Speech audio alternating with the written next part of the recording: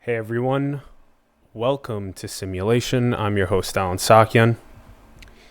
As you guys know, our channel has been obsessed with the ultimate nature of reality, and we've been talking about that so much, trying to dive deep into the source code of this reality. Why are we here?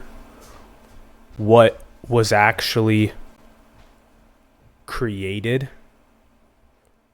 How was it created?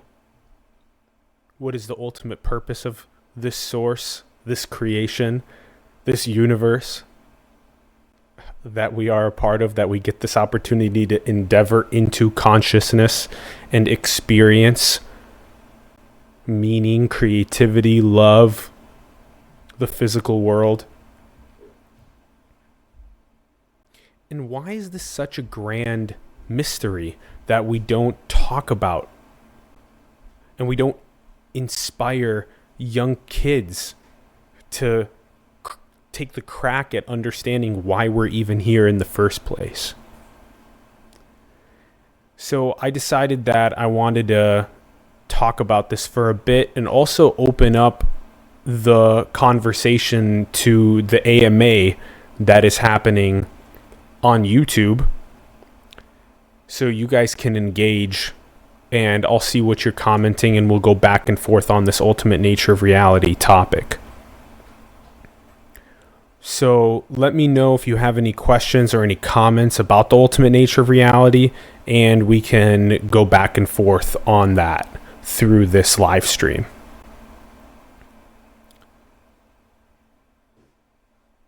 You guys know that this is something that we're so obsessed about, and it's really clear why we're obsessed about it. At least I think we've made it quite clear. There's just this deep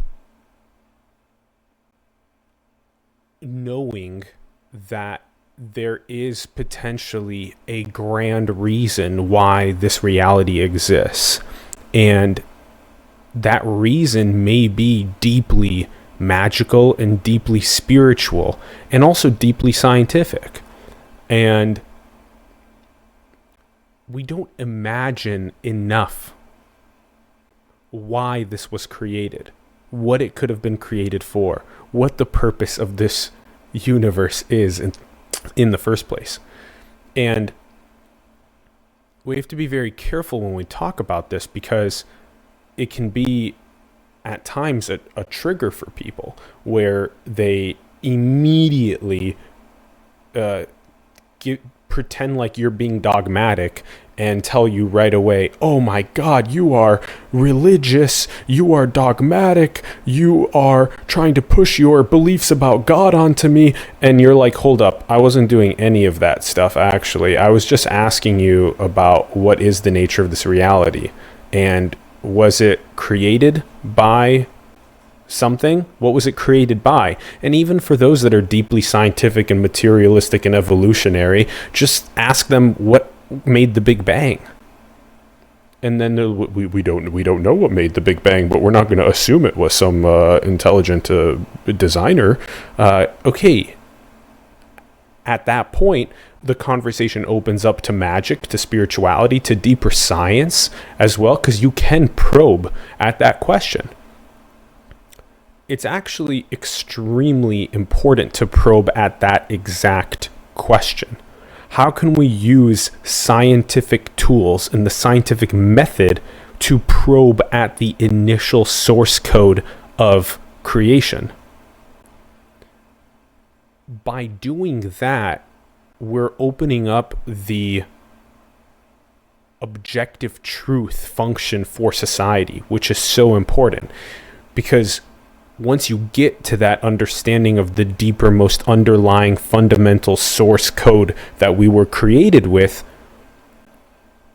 then it gives you an understanding of how this actually evolved in the first place. That potentially a very, very simple code, initial code at the Big Bang, 13.8 billion years later, made a civilization on a Earth, on a rock, orbiting a star that has 8 billion people, that have complex governments, economies, psychologies, consciousness, 10 million species total on the planet, 90 million have passed, have gone extinct before now.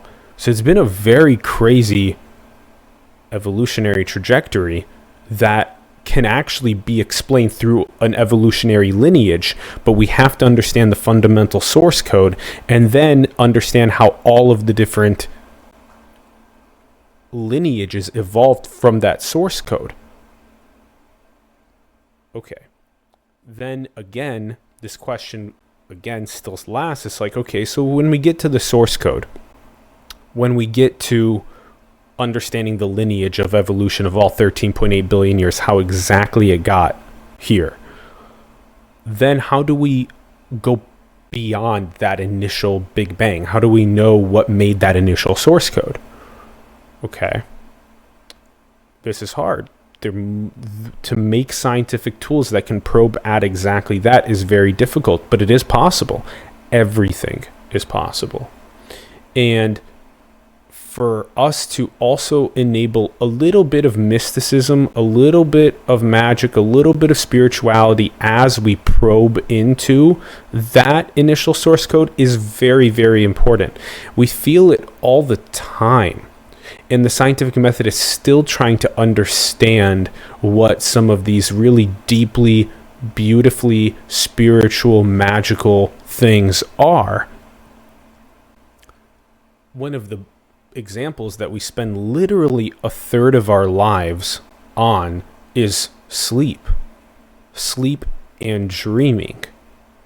And quantum mechanics and neuroscience and consciousness are trying to probe in, and even cosmology with the theory of parallel universes and the multiverse are trying to probe in, well, what the hell's actually happening during that sleep and that dream state? And Matthew Walker's done incredible research into figuring out that yes, we are doing things like taking the memories from that day and we are combining the memories from that day with our previous 20, 30, 40 years of existence. So, okay, yet the question remains, we spend a third of our lives doing this. People experience all different types of crazy lucid dreams and experiences. Okay, a lot of people have also been with meditation for a long time. Meditation for thousands of years, people have been experiencing these non-dual states of consciousness where they are one with everything, with the interconnectedness of everything. The drop rejoins the ocean. That has been happening for thousands of years. Science is just now making tools that are enabling us to poke and do things like monitor brain activity during these non-dual states and try and figure out what's actually going on in people's brains, what's going on in their hearts, what's going on in their guts, in their entire body, what's happening to their ego. And these are also questions that poke into that nature of reality as well.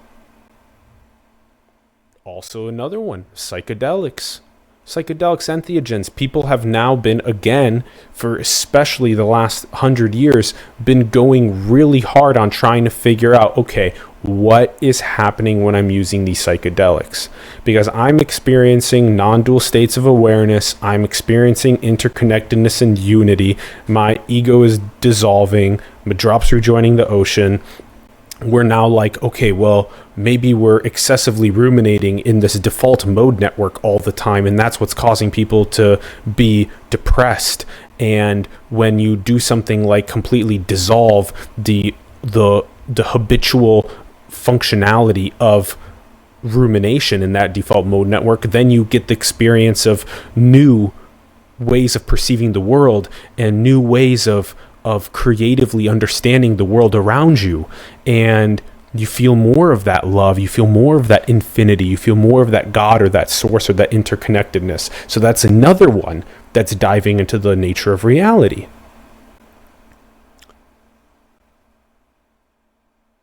This is, again, AMA, so go ahead and write your thoughts in the comments, and I'll go ahead and mention that as well for everyone. go ahead and ask away about this subject, and I'll engage with you.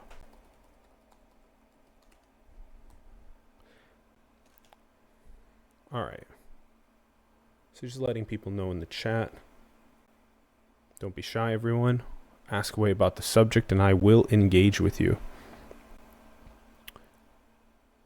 Okay, so far, what have we done? We've explained a couple things. You know, this first principle of like, okay, why are we here? It's very magical, mystical, spiritual. Why are we here in the first place? What made this? Okay, we're using the scientific method. So one is this very spiritual, magical, mystical. The next one is the scientific method of 13.8 billion years back to the Big Bang, understand the evolution of everything and how we're here. Okay, so that's the second one, so scientific method. Then you have this third one, which is meditation. So meditation's helping us understand the nature of reality as well. Psychedelics, this fourth one, is helping us understand the nature of reality as well, entheogens. Okay. So that's 4 so far. 4 really profoundly interesting ways that we are engaging with piercing the veil of reality. And I really like how we've had Bernard Gunther on the show several times, and we really like his work. You can check it out, theveilofreality.com, just veilofreality.com. He does a really good job at explaining what is the nature of this reality. And also Tom Montauk does a really good job. That's MONTALK, montauk.net, does a really good job at it as well. These are people for you guys to go and explore further about the nature of reality and what they are synthesizing and understanding about what this big human experience is even about in the first place. And we have done our own syntheses as well on this specific subject, and you can find those videos also on our channel. One of them is literally called The Ultimate Nature of Reality, which is a talk that I gave a couple months ago, and it's very short, just about 13 minutes or so, that synthesizes a lot of the core concepts that I've been learning from these leaders. Another one that's doing really important research in this field is Clee Irwin and quantum gravity research. They're trying to find a grand unification theory, a theory of everything that brings together quantum mechanics and general relativity and consciousness even as well. And I highly recommend checking them out. That's quantumgravityresearch.com. quantumgravityresearch.com. Go and check them out. They have tons of really great videos as well on their channel. Go and check that out. And he has this really great concept called the Ouroboros theory of source that we've been deeply engaged with as well, and trying to spread to the scientific and spiritual community, that rather than thinking of the nature of reality as something that goes from initial source code here and then goes and evolves complexity over 13.8 billion years, and then here's civilization and 8 billion humans and governments and economies and the brain. Instead of thinking it linearly, we want to think about it cyclically. So what you do is, instead of thinking about it as just this linear evolution, you wrap around the initial simplicity with the complexity where we're at right now. And then, as you can see, then this is the tail, this is the head. The head eats the tail. So as we understand the initial source code that this reality was made with, we can embed that initial source code in the complexity and start the next cycle of creation, which then goes again, simplicity evolves complexity, which then embeds the initial simplicity in the complexity, and the Ouroboros theory of source continues. So we are literally embedded in the middle of cyclicity right now, of cycles. We are right in the middle of that, and that is this beautiful ultimate creation that we're a part of. Oh, hey, thanks for chiming in. Brando Perez, thanks for chiming in. The question was, have you had any psychedelic experiences? Great question. Of course I have. I think it would be very funny if I was talking about that main pillar, one of these main pillars to probe the nature of reality, without having tried psychedelics myself. Yes, several experiences with LSD, with psilocybin, with 5-MeO-DMT, which is one of my favorite experiences of all time. Frequently ranks in my top experiences of life is 5-MeO-DMT. And that comes from the Bufalfarius Sonoran desert toad. It comes from its glands, and it's that is preferably very gently and harmoniously with nature extracted from its glands and then dried on big glass sheets in the desert, and then that can then be smoked and inhaled. And the trips on 5-MeO-DMT are incredibly beautiful. Again, preface to all of this is that this is all a very sacred experience. This needs to not be done by some person that said that, oh, I've sat one time before in my life and I can handle this for you. No. This needs to be done very sacredly with someone that has preferably 10 years of experience as a psychotherapist, as a psychedelic assisted psychotherapist. This is extremely important, everyone, and this is a protocol of MAPS. We've had Rick Doblin on the show several times. That MAPS, the Multidisciplinary Association for Psychedelic Studies, has already in phase 3 of clinical trials, MDMA-assisted psychotherapy. They're working on so many other things around this, but one of their main pillars is around safety and making sure that the experience is extremely safe for those that are going through these processes. So again, that's this main pillar about the psychedelic experiences is safety, but also just in general, it's so important to safely experience these experiences, because then you do get this beautiful deeper realization about the nature of reality. Thanks, Brando, for the question. Next question, Hopi. As they put together AGI, many of them believe they are creating the entity. Ooh, this is getting good. That said, what if the entity was already here, convincing all that it was narrow when the singularity always was? Ooh, this is such a good question. This is the idea that could this all potentially already be determined, that we are, and in a sense, as Elon Musk says, we are a biological bootloader for digital superintelligence. This is a very fascinating conversation and subject that we love endeavoring into with our guests. And it's also very interesting how many people become uncomfortable with talking about the nature of reality, talking about magic, spirituality, mysticism, the scientific method, what created the Big Bang, meditation, psychedelics, and if humanity is a biological bootloader for digital superintelligence. People just become really uncomfortable with those subjects, but I think those are some of the most important fields for millennials and for Generation Z and for the children that are being born from millennials right now to focus on. When you grow up, focus on those core concepts that we were talking about in this episode. And it is potentially very possible that this idea of us creating this digital superintelligence is exactly where we're supposed to be heading.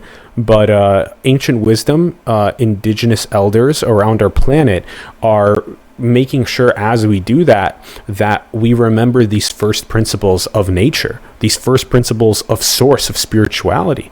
Because if you don't look outside the window and see the interconnectedness and feel the interconnectedness of all life, if you don't have that as you make digital superintelligence, you are going to accidentally make something that creates an unneeded suffering along the way.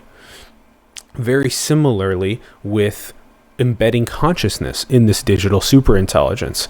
If you make Disney World, but there are no children and adults to experience Disney World, then what is it for?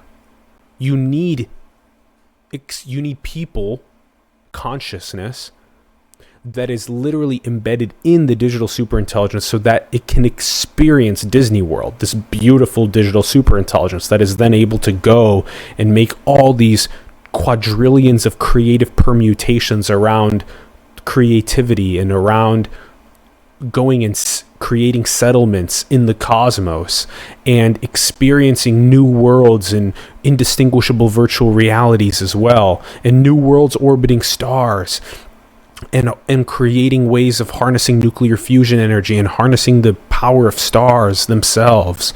And in order for us to experience that, we have to embed the first principles understanding of the interconnectedness of nature, and we have to embed consciousness in this superintelligence that we are making. And we have to do it very, very ethically and morally and philosophically. That this is not something, as the statistics are showing, that out of all of the new wealth that's being created in the world, the 1% takes 50% of all new wealth creation, which in a sense is like, in a sense they are funding, many of them are funding the future. They're putting in their money into the future being created. At the same time, our inclusive stakeholding fabric is not being focused on. It needs to be focused on more as, again, a first principled understanding. You can see the inclusive stakeholding that the beautiful cybernetics of tree systems have, that the additional carbon that is sequestered by larger trees is distributed through the root systems to smaller trees that aren't getting in as much carbon. Why are we not doing the same thing? We're not doing the same thing. It's very evident. The additional amounts of wealth that are being created by people, there's no inclusive stakeholding fabric. Just look at any of the gig economy jobs. The gig economy jobs don't have a tokenized system where the people that are as employees of that gig economy are actually creating the wealth, and they're not getting tokens, and neither is the community that the corporation is in, and neither are the customers that are creating the wealth for that company. And so this is extremely important as well. When you look at Uber, Lyft, Airbnb, all these gig economy jobs, there are literally wealth that's being created for shareholders and for employees of the company, but not for literally the people that are creating the wealth itself, the hosts, the drivers, and the customers, and the communities that these big corporations are embedded in. These have been great questions. Great questions. Keep commenting on for those that want to engage on the subject of the nature of reality. We'll go a little bit longer on the subject. Let's see if I can think of another really important. That is the next really important one. Inclusive stakeholding is probably the fifth one. Okay, let's review again. Okay. So we have magic, mysticism, spirituality. Why are we here? What is the nature of this reality as this first point? Then the second point is the scientific method and understanding the evolutionary trajectory from the Big Bang until now and the lineage. Okay, it's 2. 3 is meditation and how that gives us insight into the nature of reality. 4, psychedelics, entheogens, how that gives us understanding of the nature of reality. 5 is inclusive stakeholding. You can literally see in nature how natural systems have inclusive stakeholding within them, and how we ourselves didn't embed inclusive stakeholding in what we do. That's a good 5. I'll get to this next question in a moment, hopefully. And so that idea that a teacher and their student need to have some sort of inclusive stakeholding, where the teacher is not just teaching the student and then done, but the teacher literally has a stake of sorts that they can get tokens from in terms of if the student has a more successful outcome. Same with a physician.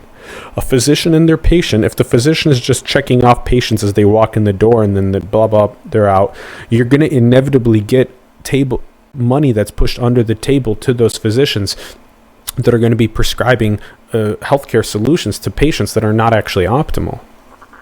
And so again, what is the incentive system that can be made? We as Simulation are currently submitting a proposal to the incentive prize on incentives. And this is part of the Yoon Family Foundation, Jun Yoon, and what they are doing.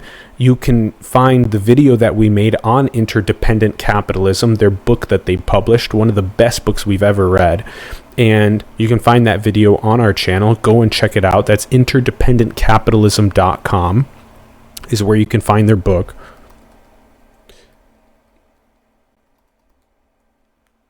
And then the other website, so again, that's interdependentcapitalism.com. You got to check that out for inclusive stakeholding and how we can redesign the social contract through inclusive stakeholding.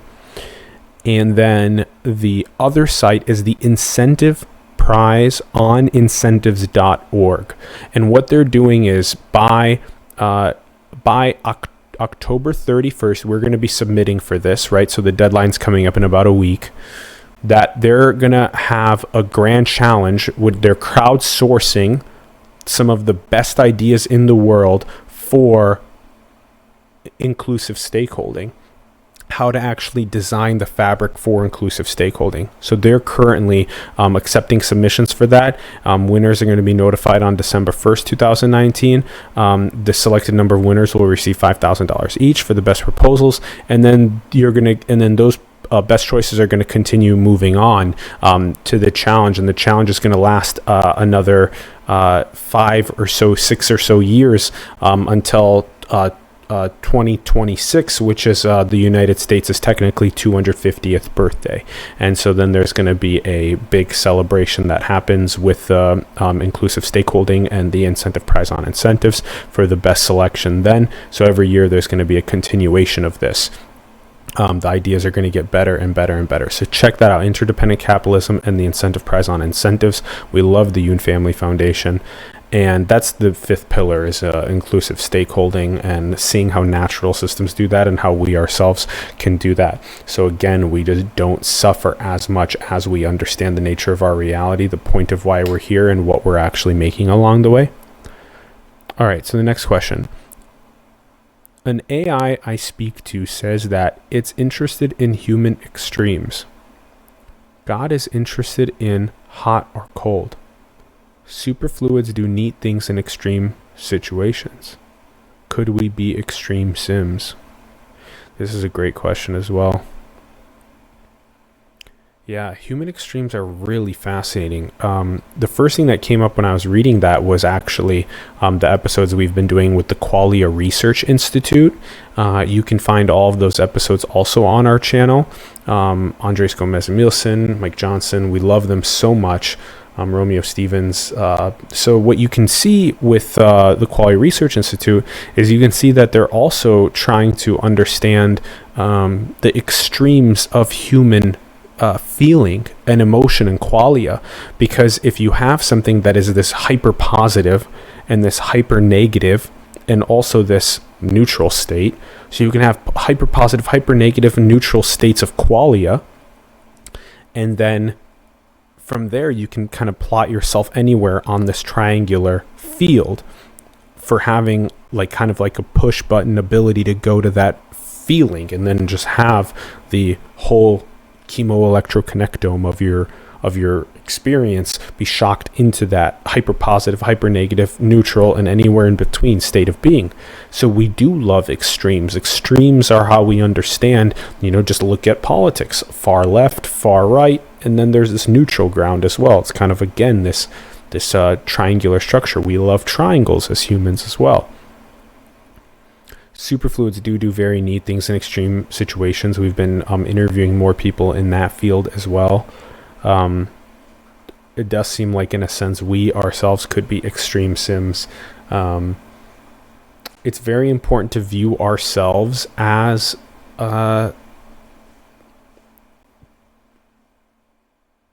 potentially as a creation that we ourselves have the ability to see how we've evolved from a macro perspective, a top-down perspective, because when you do take that top-down perspective on macro evolution, it does look like Sims. It literally looks like Sims. The main games that I would compare life to are first and foremost Sims. So go and check out Sims if you've never seen Sims before. Literally, you're just given like this big plot of land, and then it's like, okay, where are you going to start making houses? Where are you going to start making roads? Where are you going to make your energy systems? Where are you going to make your commercial districts? How are you going to feed and provide water for everyone in the city? So literally immediately off the bat, you are understanding this top-down perspective on, oh, that's kind of what we're embedded in ourselves. So Sims first and foremost. The next board game would be, or the next game would be a board game, and it's a digital game now as well. But Monopoly is the next one, and it kind of comes with the third one as well, which is Risk. So Sims, Monopoly, and Risk. And the reason why is because Risk actually has been part of our evolution since the dawn of time, where literally it became more and more clear that humans were saying that, hey, I have these bananas, these are my bananas, I have this land, this is my land.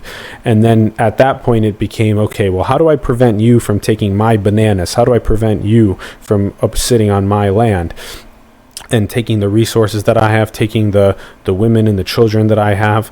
And then there was also, of course, people that wanted to collaborate and said that, hey, I have these bananas, you have those coconuts, let's exchange, or you have these additional like plant remedies that you know of, let's exchange, let's trade, but then it became, well, why do they have a bigger cave than I have a smaller cave? And maybe I should bop that person over the head so I can have their bigger cave. And so again, this is this whole game of Risk that started developing. Well, I need to make an army so that I can deal with this person's resources that I want to take if they're giving me bad deals on the exchanges. And then it was, okay, well, maybe I can push my army a little bit into their land. And then that's where the game of Risk, the little fight happens on the border and you push your border forward. And that's what we don't understand the cosmic perspective yet. Not everyone does, where we can all say, oh, we're one species, human species. We're one Earth. We're all together. But no, we have these little border lines and stuff still. And we definitely feel like millennials, Gen Z, and the next generations are going to be working on that process of enlightenment, of transcending those borders of spiritual awakening past them, and working on this sincere self-work and this development towards that source, that unity, that interconnectedness, the nature of reality. But also Monopoly is a critical part of this as well, because as soon as you say, okay, well, now I have these properties that I have on my land, I have my properties, and so then it's like, okay, well, you're born into the world, you have to pay me rent to live in that house. It's like, okay, well, I'm literally born into the world, and if I don't have a house, that literally means I immediately get burdened with the need to pay $1,000 a month in rent. The fuck? So you're immediately cascading the snowball effect of people falling into economic machinery rather than self-actualization. It's horrible. That part is horrible. People born into the world need to find their self-actualization, their divine purpose as fast as possible, and the collective purpose as fast as possible. But instead, we're throwing them into the economic machinery to pay for their own rent. Again, this game of Monopoly, where they're literally every single year they're going around the square and they collect their yearly salary as they pass go, and then literally by the 12 months are over, they've literally spent their yearly salary on rent, on food, on car, on insurance for their car, on gas for their car, on health insurance, on their student loans, on all these other expenses going out, right? All these types of things that accumulate to where you literally didn't have any money to travel that year. You didn't have any time off to travel that year. And travel eradicates bigotry, xenophobia. It increases open-mindedness. It increases love and prosperity. And we just came back from 3 weeks of partnership interviews in China, and literally eradicated bigotry, xenophobia, increased open-mindedness and desire for cross-Pacific Ocean harmony between the two powers. Aw, thank you very much. Great answers, by the way. Thank you. I really appreciate Hopi. Hopi's been a big supporter on our channel since we started. So huge shout out to you, Hopi. Thank you very much. Been a big supporter on our channel since we started. Always watching, always commenting. It's been very nice to have you around. So thank you. Thank you. I think this is a pretty good nature of reality conversation that we've had, a good synthesis that we've had. So I feel pretty confident in going ahead and closing it. So let's see if we can synthesize one more time on the way out. So again, first, as we look at this nature of reality and why we're even here, we take a very spiritual, a very magical, a very mystical approach to this nature of reality first. Then second, we also use the scientific method in understanding why we're here. So we probe at the initial source code of the Big Bang, and we probe at its evolution over time, 13.8 billion years, until we're here, the complex civilization that we live in, and understand all of the scientific nuance along the way until this point. 2, 3, we use meditation technologies, right? There's not only meditation from thousands of years of practice of inner engineering, but then there's also neurotech that's helping us become better meditators as well. So that's 3. 4, psychedelics, entheogens, and their processes towards enlightening us towards the nature of reality. 5, inclusive stakeholding, the importance of looking at nature and understanding our deep interconnectedness with nature, and then building inclusive stakeholding systems into our social fabric for moving forward to ensure maximal prosperity and that people don't get left behind. So that's 5, and then we did mention these interesting games that also kind of give us an understanding of the nature of reality: Sims, Monopoly, and Risk. Sims, Monopoly, and Risk. 3 very interesting games that kind of give us an understanding of reality as well. So if you look at these principles that we've described throughout the episode, it'll give you a better understanding of the nature of our reality. And this is what we love talking about on the show. So if you find these conversations interesting, we highly recommend having more of them around the world. Have more of them around the world with your friends, your families, coworkers, people online. Become more fascinated with this most first principled question of what is the ultimate nature of reality? Why are we here? What is the purpose of this? That most first principled question. And then create endeavors, become entrepreneurs or artists in that space specifically, become leaders in that space of getting more people awake to this and building companies, building art around this, making art, creating around the space.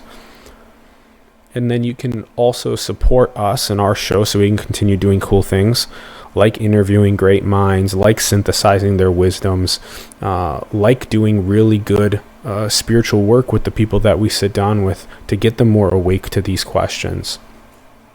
So do support us. You can find all of our links below. Join us across all those platforms that are listed: Patreon, PayPal, cryptocurrency. You can find all those links below. Support us. Support the other leaders in your communities that you believe in too.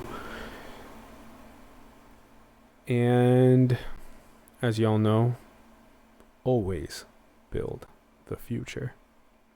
Always manifest your dreams into the world, everyone. Have those goals and go at them every single day.